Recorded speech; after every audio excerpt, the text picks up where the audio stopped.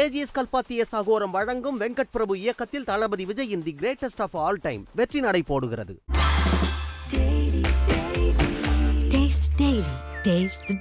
பாட்டில் first ஸ்டார்டிங்ல பார்த்தீங்கன்னா திருச்சி வண்ணல்லே அந்த மலையாள வாடையோடு தான் அந்த பாட்டுன்றது மோனே மானே போட்டு ஐடியாலஜின்றது ரஜினி சார் தாங்க ஒரே ஐடியாலஜி. அங்கே அவர் இருக்காரு, அவருக்கு பாட்டு எதுன்னு சொல்லும்போது பேனா வேறு பக்கம்லாம் போகாது, ஒரே பக்கம் தான் போகும். இப்போது நாம் எழுதுகிற லிரிக்ஸ் நம்மளோட அந்த ஃபேவரட் ஆக்டர் வந்துட்டு அதை ஹம் பண்ணும் போதோ அதை லிப் மூமெண்ட் கொடுக்கும் போதோ அது ரொம்ப ஹாப்பியாக. ஜெயிலரில் அந்த விஷயம் அது நடக்கலை, அந்த லிரிக்ஸில் இந்த இதில் அது நடந்திருக்கு. எப்படி இருக்கு உங்களுக்கு? ஸோ இன்டெரக்டாக தலைவர் எனக்கு நான் எழுதின வரிகள் மட்டும் இல்லாமல் நான் பாடின என் குரலுக்கு தலைவர் வாசிச்சிருக்காரு. உங்களுக்குள்ள எப்படி நீங்கள் ஒர்க் பண்ணிக்கிட்டீங்க? எதுவும் பிரிச்சுக்கிட்டீங்களா? நல்லாவே அனிருத் சாங்னாலே ஒரு மாதிரி.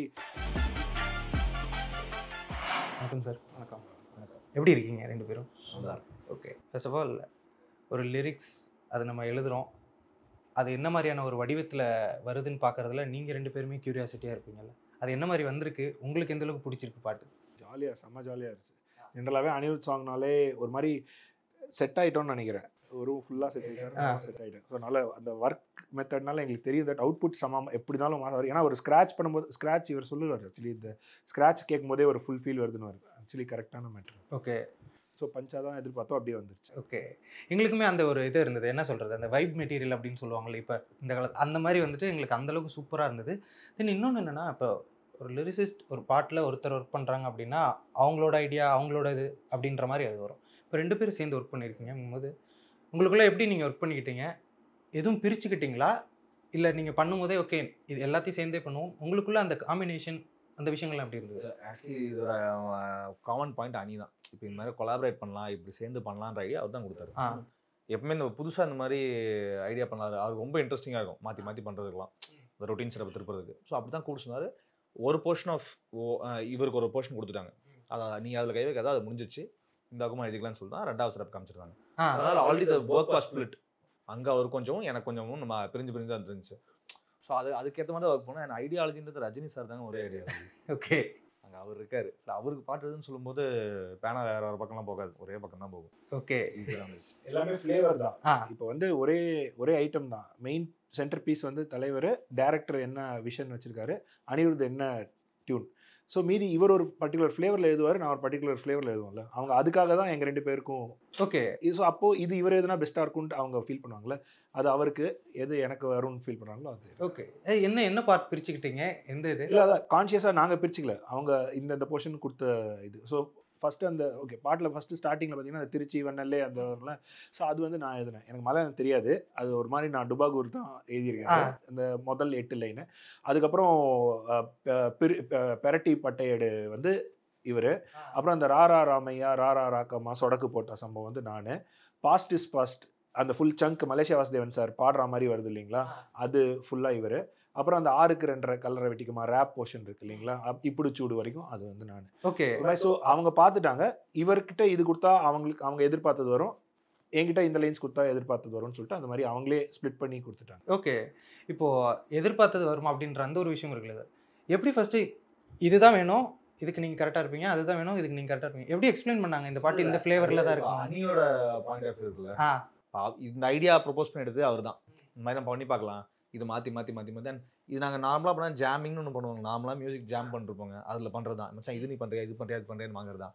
அது ஈஸியாக போட்டு வாங்குறது. அவர் இஸ் அ மாஸ்டர் கிராஃப்ட்ஸ்மேன் நம்மளானி, அவர் ஈஸியாக. அண்ட் நீங்கள் என்ன வேணால் ஓப்பன் பண்ணிட்டா பேசிக்கலாம் அவர்கிட்ட, நான் இது ஒன்று புதுசாக வச்சுருக்கேன், இந்த மாதிரி பண்ணலாமா இந்த மாதிரி கேட்கலாமா, நம்ம என்ன வேணால் கேட்கலாம். ஓகே. ஸோ நீங்கள் ஃப்ரீடம் இருந்துச்சுனாலே ஒர்க் ஈஸியாக நடந்துருங்க ஃபர்ஸ்ட் அண்ட் ஃபார்மோஸ்ட். ஏன்னா மண்டையில் 1000 தோணும், இது சரியாக தவறான்னு ஃபில்டர் பண்ணி எடுக்கிறதுக்குள்ளே பாதி விஷயம் நமக்கு மறைஞ்சு போயிடும். நான் அனிட்ட தேவையில்லை, கேன் பி டிரான்ஸ்பரண்ட், அவர்கிட்ட கேட்டுக்கலாம் இந்த மாதிரி இருக்குது, இந்த மாதிரி வச்சுக்கிட்டா போகலாமான்னு. ஸோ அப்படி பேசும்போது அந்த பாட்டு ஈஸியாக இவால்வ் ஆயிடுச்சு.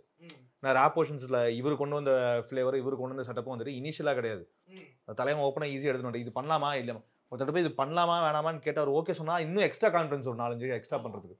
ஹுக்கும்லேயும் அதே தான், மாற்றி மாற்றி என்ன பாட்டில் ஒரு ஃப்ரீடம் இருக்கும்ல. அன்னைக்கு நான் ஏன் ஹுக்குமில் கண்டிப்பாக இருக்குன்னு நான் அன்னைக்கு இன்னும் 2-3 பாட்டு ஒர்க் பண்ணேன், எனக்கு தெரியும் அவர்கிட்ட என்ன வேணால் கேட்டுக்கலாம், சென்சிபிளாக இருக்கிற எல்லா கேள்விக்குமே அவருக்கு என்கேஜ்மெண்ட் தான் இருக்கும். ஸோ அப்படி தான் பாட் டெவலப் ஆச்சு ஸ்டார்ட் டு எண்டு. அண்டு இதெல்லாம் ஒர்க் அவுட் ஆகுதுல ஒர்க் அவுட் ஆகுன்றது அது எண்ட் ஆஃப் த டே அவரோட கால் தான். இல்லை பேபி இது ஒர்க் அவுட் ஆகும் ஆகாதுன்னு ஈஸியாக சொல்லுவார், கணிச்சு டப்புன்றதுல. ஓகே. அதெல்லாம் ரொம்ப ஈஸியாக தான் பிளண்ட் ஆச்சு. தென் இந்த காம்பினேஷன் இருக்குல்ல சார், மலையாளம் அந்த வார்த்தை அதோட சேர்த்து இப்போ நீங்கள் அந்த மோனேன்னு சொல்லிட்டு வானே அப்படின்றது தமிழ். இது இது எப்படி ஃபர்ஸ்ட் நீங்கள் ஒர்க் அவுட் பண்ணீங்க? உங்களுக்கு மலையாளம் தெரியாது இல்லை மோனே அப்படின்னு? வானே வந்து தலைவன் தான் ஆ, எழுதினார். okay. மெயின் பெரட்டி பட்டையெடு ஓப்பனிங் மெயின் லைன்ஸ்லாம் இவர் தான் எழுதினார். அதுக்கு முன்னாடி ஒரு ப்ரில்யூடாக ஒன்று வருது இல்லைங்களா, ஒரு அந்த இவங்க பாடுறாங்க, மஞ்சு வாரியர் பாடுறாங்க, அந்த லைன்ஸ் வந்து எந்த ஓகே. எப்படி அந்த இது ஃபர்ஸ்ட் இது இப்படி தான் இருக்கணும், மலையாள வார்த்தைகளும் தமிழ் வார்த்தைகளும் கலந்து இந்த இதெல்லாம் மனசில் ஏன் டைட்டில் வச்சுட்டாங்க, ஸ்டார்டிங்கே அது அப்படி தான் ஃபிக்ஸ் ஆயிடுச்சு. மனசில் இருந்தால் நமக்கு பாட்டு வந்துச்சு. ஓகே. இல்லை ஐ மீன் அந்த ப்ரீ ப்ரொடக்ஷனில் சொல்கிறேன். இப்போ இப்படி ஒரு பாட்டு அணி கூப்பிட்டு சொல்லும்போது 2 பேருக்கும் அப்படியே ஃபிக்ஸ் ஆகிட்டு தான் நாங்கள் ஃபிக்ஸ்டு இல்லை, மலேசியாவே ஃபிக்ஸ்டு. ஏன்னா அணி எப்பவுமே பாட்டு பண்ணும்போது பேபி எனக்கு இது வேணும், பேபி இந்த பாயிண்ட் இது வேணும்.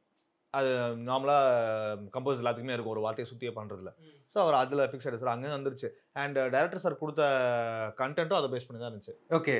மலையாள வாடையோடு தான் அந்த பாட்டுன்றது. ஸோ அதனால சரி ஓகே மோனே வானே இதெல்லாம் போட்டு எதெல்லாம் போட்டால் மேட்ச் ஆகுமோ மலையாளத்துக்கு ஏற்ற மாதிரி போட்டால் போட்டோம். அது நல்லா வந்துருச்சு ஈஸியாக. ஓகே.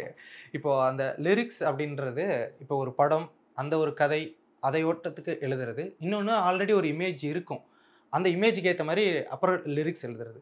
இது ரெண்டுத்தையும் நீங்கள் எப்படி பிரித்து பார்க்குறீங்க? உங்களுக்கு எது ரொம்ப கம்ஃபர்டபுளாக ஈஸியாக இருக்கும்னு நீங்கள் நினைக்கிறீங்க? எது நினைக்கிறீங்க? அணியோட ஒர்க் பண்ணுறது கம்ஃபர்டபுளாக இருக்குது.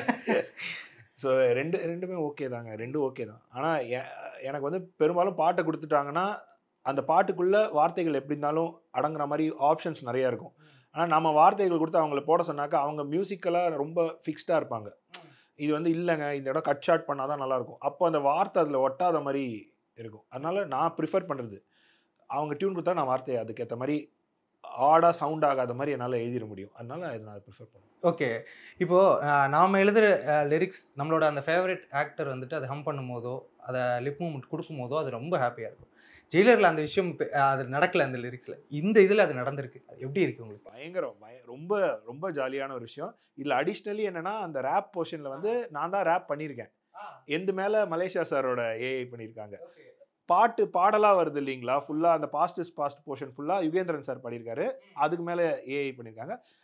எந்த வந்து இந்த ரேப் போர்ஷன் வந்து நான் எழுதி பாடி, ஸோ அதுக்கு மேலே மலேசியா சாரோட ஏஐ அதுக்கு தலைவர் வாசிச்சிருக்காரு. ஸோ இன்டெரக்டாக தலைவர் எனக்கு நான் எழுதின வரிகள் மட்டும் இல்லாமல் நான் பாடின என் குரலுக்கு தலைவர் வாசிச்சிருக்காரு. ஸோ அது டபுள் ட்ரீட் தான் எனக்கு. ஓகே.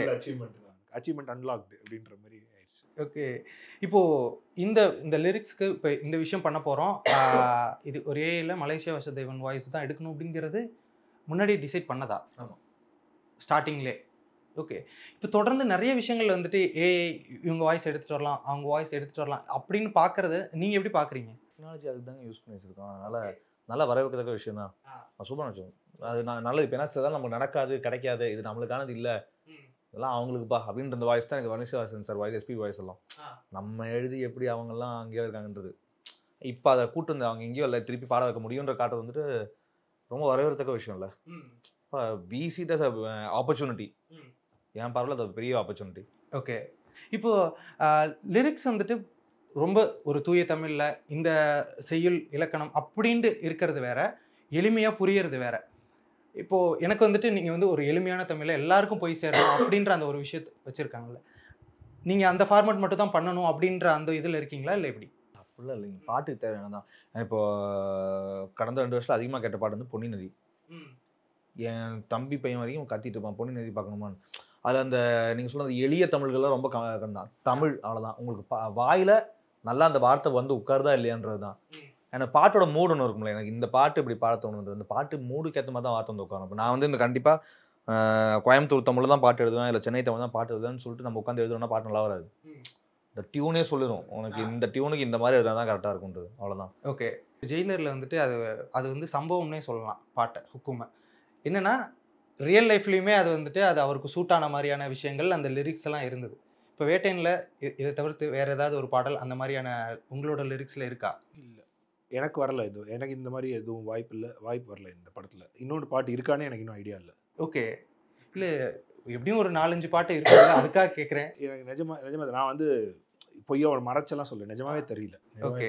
நான் ஷூராக எனக்கு எழுதுறதுக்கு வரல, அதனால எனக்கு தெரியல. Okay okay okay okay. Thank you so much. நிறைய விஷயங்கள் பகிர்ந்துக்கிட்டீங்க. உங்களுடைய நேரத்திற்கும் கருத்திற்கும் நன்றி. நன்றி.